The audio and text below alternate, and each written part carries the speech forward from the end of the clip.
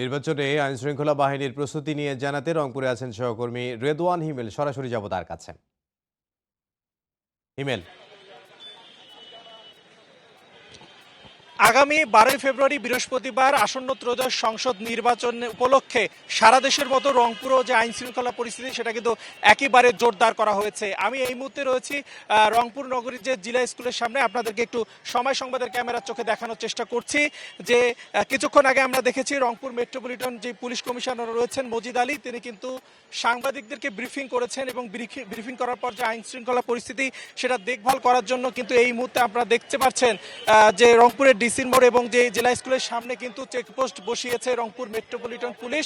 সেখানে যে যানবাহনগুলো রয়েছে সেগুলোকে থামিয়ে কিন্তু চেকপোস্ট বসিয়ে কিন্তু সেখানে আসলে তল্লাশি চালানো হচ্ছে এবং সেগুলো কিন্তু আসলে দেখভাল করা হচ্ছে। সবকিছু মিলে যদি বলি যে এই চেকপোস্ট কিন্তু আসলে গত 3 দিন থেকে আসলে এই চেকপোস্ট শুরু হয়েছে। এরপরে রংপুরে কিন্তু একটু জানিয়ে রাখি, রংপুরে যে 6টি আসন রয়েছে সেখানে মোট ভোটার রয়েছে 25,99,204 জন। তারা কিন্তু আগামী বৃহস্পতিবার কিন্তু তাদের ভোটাধিকার প্রয়োগ করবেন। রংপুর থেকে আমাদের সহকর্মী রেদওয়ান হিমেল আমাদের সঙ্গে যোগ দিয়েছিলেন।